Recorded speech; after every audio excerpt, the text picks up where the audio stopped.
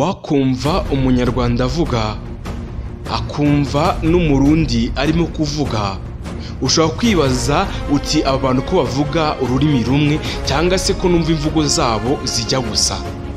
Ushobora kwibaza uti umunyarwanda ni uwuhe cyangwa se umurundi ni uwuhe. Ukigera mu gihugu cy'u Burundi usangayo hari abavuga ikinyarwanda cyangwa se imvugo zirimo amagambo y'ikinyarwanda. Ukigera mu Rwanda naho kandi usanga harimo abavuga imvugo zirimo amagambo y'ikirundi. Muri make ushobora gusanga u Rwanda n'u Burundi hari aho bafitanye isano ya hafi, cyane cyane isano y'ururimi. Kuva na kera kandi ku bw'abakoloni bari baraje bavuga ati ni Rwanda Burundi, kuko u Rwanda n'u Burundi nta mpamvu yo kubitandukanya kuko byose bifite umuco umwe, ibikorwa bimwe. Ariko nyamaza kubera politike ndetse n'imico n'imikorere bya politike byatandukanyije u Rwanda n'u Burundi. U Rwanda ruba u Rwanda, u Burundi buba u Burundi. Muri make u Rwanda ruba igihugu n'igihugu cy'u Burundi kiba igihugu. Icyo gihe kandi niho amakimbirane amenshi n'ibikorwa byabo yagiye azamuka umunota ku munota, isogonda ku isogonda. Gusa nubwo ibyo byose byabaga ntabwo byigeze bikuraho guhahirana hagati y'u Rwanda n'igihugu cy'u Burundi. U Rwanda rwajyaga gufata cyangwa se guhahira mu Burundi, Abarundi nabo cyangwa se igihugu cy'u Burundi nacyo kikaza guhahira mu Rwanda. Ibyo bikorwa kandi byatumaga u Rwanda n'u Burundi bakomeza guhuza ndetse n'imikorere yabo igatuma iba imwe. Ariko ku ngoma ya kera cyangwa se ku ngoma ya cyami n'ubundi u Rwanda rwageraga gucya rugatera u Burundi cyangwa se u Burundi bugatera u Rwanda, byose bigamije kwagura inkike n'imbibi zacyo cyangwa se inkiko z'igihugu runaka.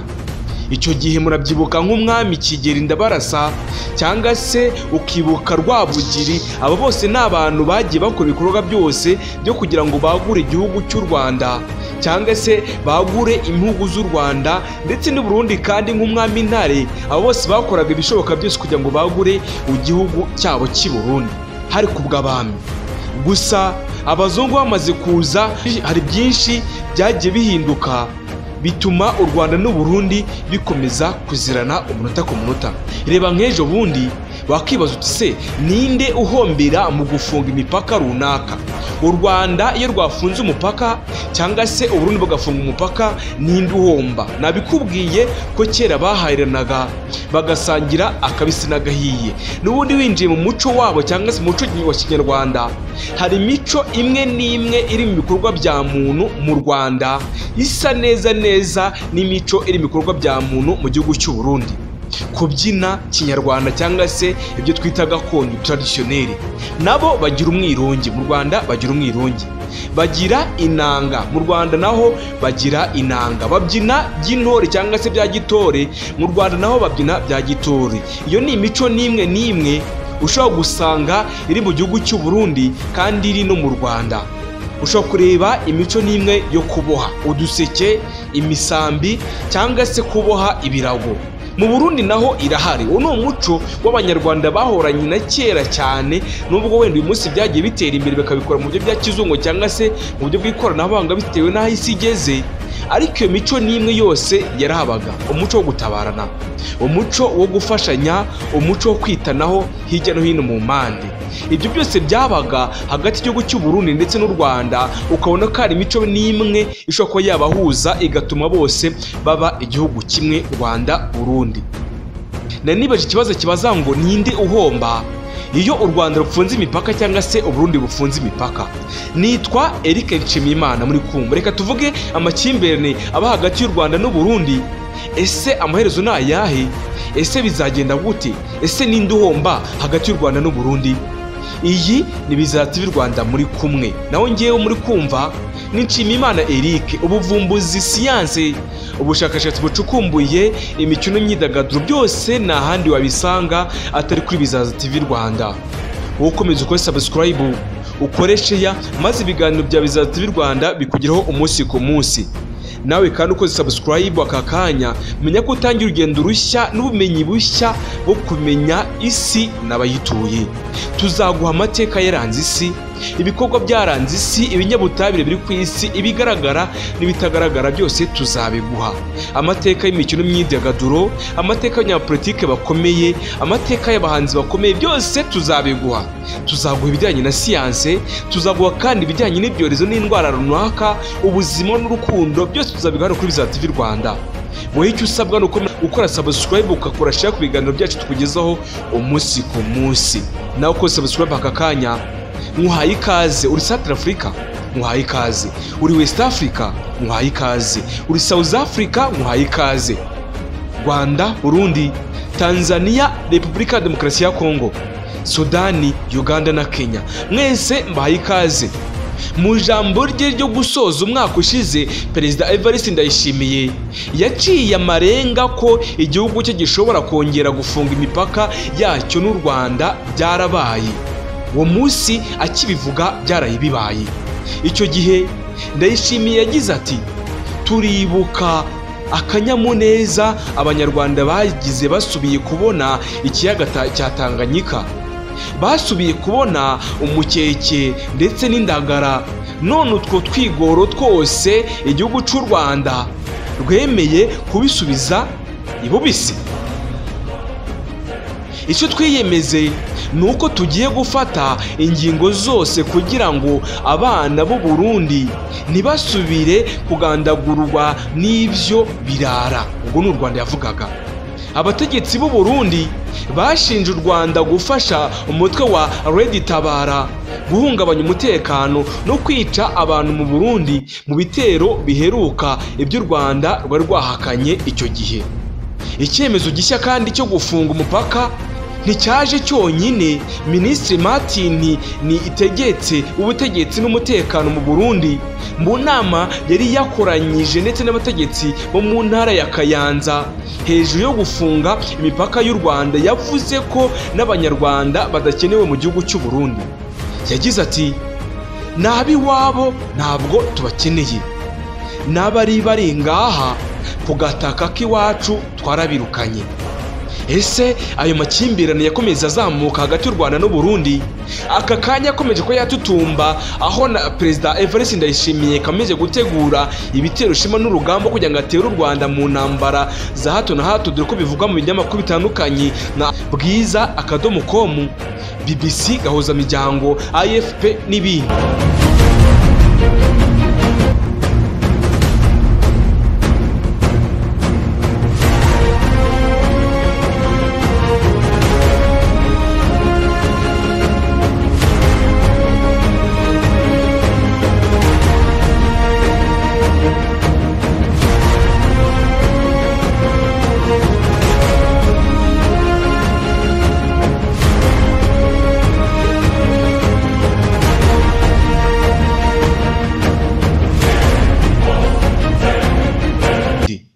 Si icyemezo cyishimiwe icyo gihe. Abarundi n'abanyarwanda bavuganye n'itangazamakuru kuri icyo cyemezo bagaragaje ko nubwo abategetsi b'u Burundi bafite impamvu batanga bafashe iki cyemezo, bo babona ko ari intambwe igana inyuma apana intambwe igana imbere. Hari hashize kandi umwaka umwe Umurundi Aime Claude Nkurunziza yongeye gutangira ubucuruzi hagati ya Kigali ndetse na Bujumbura aciye inzira z'ubutaka, nyuma y'imyaka adakora kubera nanone umwuka mubi hagati y'ubutegetsi bwombi bw'u Rwanda n'igihugu cy'u Burundi. Mu butumwa kandi bwanditswe na Nkurunziza ari Bujumbura yabwiye itangazamakuru urugero nka Gahuzamiryango BBC ati, byari byatanguye kugenda neza, none raba ibi nawe biha inyungu.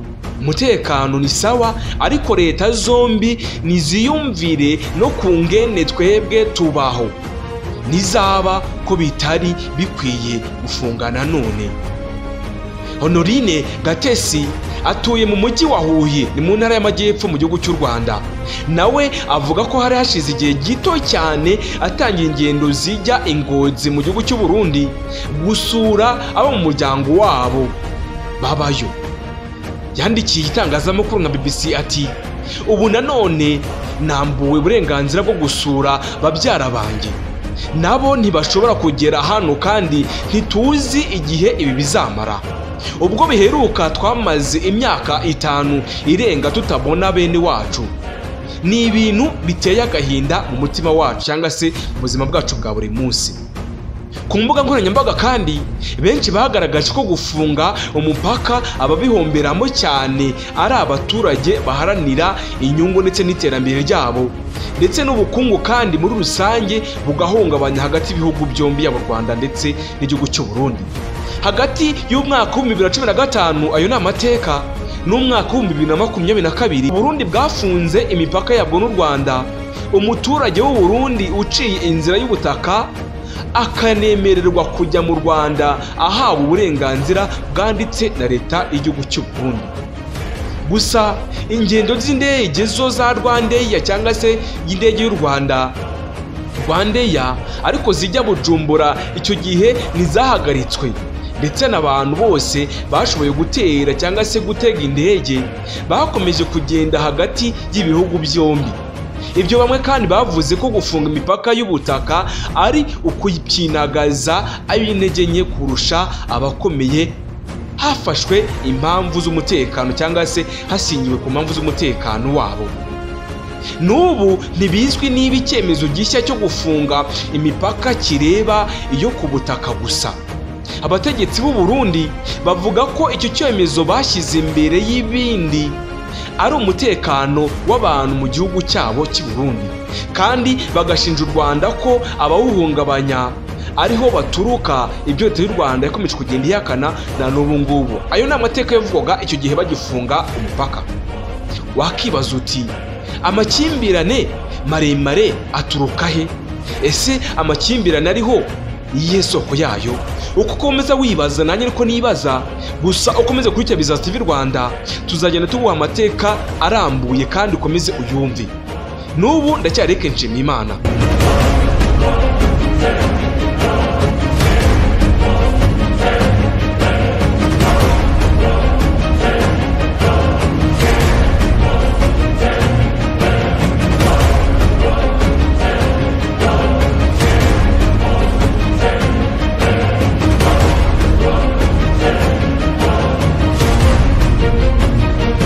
Uretse kandi ibyo mu mateka y'u Rwanda n'u Burundi, amakimbirane yavuba hagati y'ubutegetsi bwa Gitega ndetse na Kigali ahera mu mwaka wa 2015 ku bagerageje guhirika ubutegetsi bw'uwari Perezida Petero Nkurunziza bari bakuriwe na General Godefroid Niyombare ahungiye mu gihugu cy'u Rwanda. General Niyombare cyangwa se Godefroid Niyombare twigeze kubageza amateka ye n'ubuzima bwe kuri Bizaza TV Rwanda tubabwira uko yabayeho ndetse no gushinga umutwe wa FOREB. Niyombare niwe mukuru mu ngabo cyangwa se mu bo abategetsi b'u Burundi bakomeje kuvuga ko u Rwanda rufite ariko rudashaka gutanga ko akurikiranwe n'ubucamanza mu gihugu cy'u Burundi. Umwaka ushize kandi Perezida Ndayishimiye yabwiye itangazamakuru nka BBC ati igihe cyose bataramuduha ikibazo ntabwo tuzagikemura mu maguru mashya habe na gato. U Rwanda ntiruhakana gucumbikira bamwe mu bagejeje cyangwa se mu bakoze kudeta mu bahungugiyeho kandi mu mwaka wa 2015 bagahungugira mu gihugu cy'u Rwanda, ndetse kandi abategetsi b'u Burundi bavuga ko ibiganiro byo kubashyikiriza ibiganiro byo kubabashikiriza mu mwaka ushize byari bigeze kure ariko u Rwanda ruza kubihagarika. Mu cyumweru kigize gushira icyo gihe niko amakuru yabivugaga. Reverien cyangwa se Reverien Ndikuriyo, umunyamabanga mukuru w'ishyaka riri ku butegetsi mu Burundi CNDD FDD, yabwiye abanyamakuru ati twagira ngo biraheze, none twabona ko umumwengo hasigaye nk'indege cyangwa se nk'indege canke imodoka gusa, hanyuma tuza tubona birahagaze. Nuko byagenze mugabo. U Rwanda ntacyo rwavuze kuri ibi ngibi icyo gihe. Ntibizwi neza kandi niba byari bigeze aho koko cyangwa se n'impamvu yabihagaritse. Ikizwi neza ni uko habaye ibiganiro kuva mu mwaka wa 2022 hagati y'intumwa z'ibihugu byombi u Rwanda ndetse n'u Burundi, kandi umubano wasaga n'urukumera neza kugeza mu byavuba ahangaha. Wakibaza uti igitero cyari gitabara ni ikibazo cya Repubulika ya Demokarasi ya Kongo byo bimaze gute? Mu ntambara mu burasirazuba bwa Repubulika ya Demokarasi ya Kongo, leta ya Gitega yashinjwe cyangwa se yashinje kohereza ingabo mu ibanga zigafasha mu mirwano ingabo za leta ya Kinshasa mu kurwanya inyeshyamba za M23. Mu gihe kandi leta ya Kigali ivugwaho cyangwa se ivugwa ko gufasha umutwe wa M23, abategetsi b'u Burundi bahakanye ibyo kimwe ndetse n'abo u Rwanda muri icyo gihe. Gusa raporo iheruka y'inzobere za ONU ivuga ko ingabo z'ibi bihugu byombi zirimo kurwana kuri buri ruhande mu zihanganye mu burasirazuba bwa Repubulika Iharanira Demokarasi ya Kongo. Abasesenguzi bamwe kandi bahuza uko ibintu byifashe muri Repubulika ya Demokarasi ya Kongo ndetse no guhagarara kwaho gusukura umubano w'u Burundi ndetse n'u Rwanda byari bigeze, ndetse kandi no gusubira inyuma kw'ibyo biganiro. Igitero cyari gitabara mu kwezi gushize cyiciwemo abasivile b'u Burundi, bamwe bavuga ko cyakomeye cyangwa se cyakomye imbarutso ngo ibintu bigere aho bigeze uyu munsi, bitume n'amakimbirane y'u Rwanda ndetse n'u Burundi akomeza kuzamuka umunsi ku munsi. Wakibaza uti ese ko muri iyi minsi hasohoka ibitangazamakuru cyangwa se amakuru avuga ko Evariste Ndayishimiye hamwe n'abasirikare bakomeye mu gihugu cy'u Burundi na ba minisitiri w'intebe ndetse n'abagaba bakuru b'ingabo z'igihugu cy'u Burundi bakora inama umunsi ku munsi bitegura intambara ya rota umunsi ku munsi cyangwa se umunota ku munota? Nakubwiye ngo nunega amatwi isogonda ku isogonda uzagenda umenya amateka y'uyu munsi cyangwa se amateka atandukanye muri aka karere k'ibiyaga bigari ndetse no hanze y'u Rwanda. Amaherezo ni ayahe? Niko ndi kwibaza, ariko nawe ndabizi urabyibajije. Hagati y'umwaka wa 2015 n'umwaka wa 2022, ubwo imipaka y'ibi bihugu yari ifunze, ubuhahirane bw'abaturage bwarahagaze.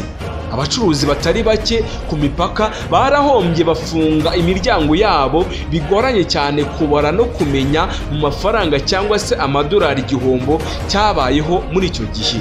Inzobere kandi mu bukungu zavuze ko iki aricyo kibazo gikomeye cyane cyaba mu mateka y'u Rwanda ndetse n'u Burundi, ndetse n'amateka y'ubukwa ya vuba cyagiye ingaruka mbi cyane ku baturage bari bagize igihugu cy'u Rwanda ndetse n'icy'u Burundi.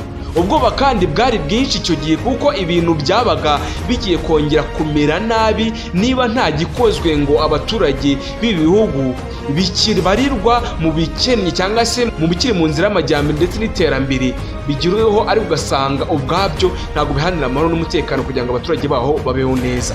Kuri Facebook uwitwa Kevin Mugabo yanditse ati ibi ni kimwe mu byerekana ko uko aka karere kacu kari inyuma y'ibindi bihugu. Ni gute ikibazo cya politike cyo ku rwego cyambura abaturage b'ibihugu uburenganzira bwabo bw'ibanze? Caroline avugiye kuri X nawe yahoze ari Twitter yagize ati abategetsi bacu bakwiye gushyira inyungu za politike ku ruhande ndetse bagatekereza inyungu z'umuturage uri hasi udafite icyaramira, kuko icyo ashaka no kugira ngo abone icyarya n'ukuntu aryama.